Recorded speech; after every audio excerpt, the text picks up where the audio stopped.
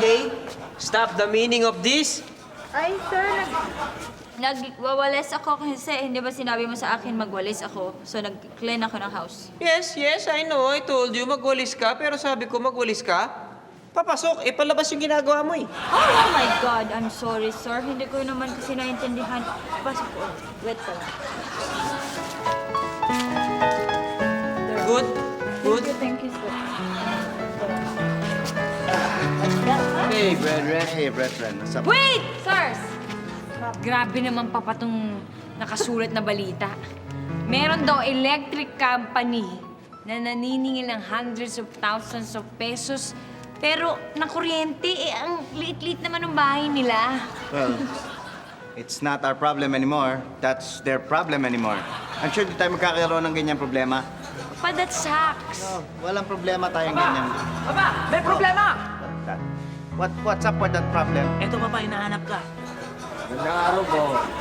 Well, what can we dash after you? Ibibigay ko lang po itong bill ng kuryente niyo po. Bill, look at that.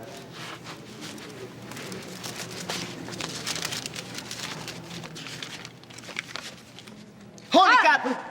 Are you joking, my leg? What's wrong, Brett? Bakit tayo may bill ng kuryente na ganito kalaki? In the first place, bakit tayo mayroong bill ng kuryente? Wala naman tayong kuryente. Mama. Wala eh, that's right. What's up with this? Wala naman po akong magagawa eh. Napag-utusan na naman po ako eh. Di ba bill niyo po nakalagay dyan? Bill, Sandali. Hindi kaya merong gumagamit sa atin ng kuryente? Well, Hindi lang natin alam. Who knows? well, Ba't ka tumititig sa akin? Hindi ako gumagamit ng kuryente, ha? Sige na tingin. Alam ko. Inday? Sirs? Kuryente? Hindi po. Meron nga tayong plancha, pero hindi naman gumagana yung plancha. Hindi ako nakapag-plancha.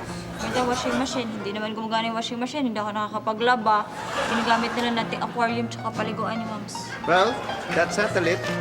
Mr. Bill, I think you're barking at the wrong dog. Wala kaming kuryente dito, so imposible magkaroon kami ng ganyang bill. Alam niyo po, ang hinala ko eh, meron pong isang linya ng kuryente na nanggagaling dyan sa poste. Na dumediretso sa inyo, kaya nakukonsumo niyo ang buong barangay. But the problem is, wala nga kaming ganung kuryente. Wala kami, kahit na nung galing sa poste, wala kami. So, isa lang ang kawad ng kuryente namin dito. Itong ginagamit namin na sampayan.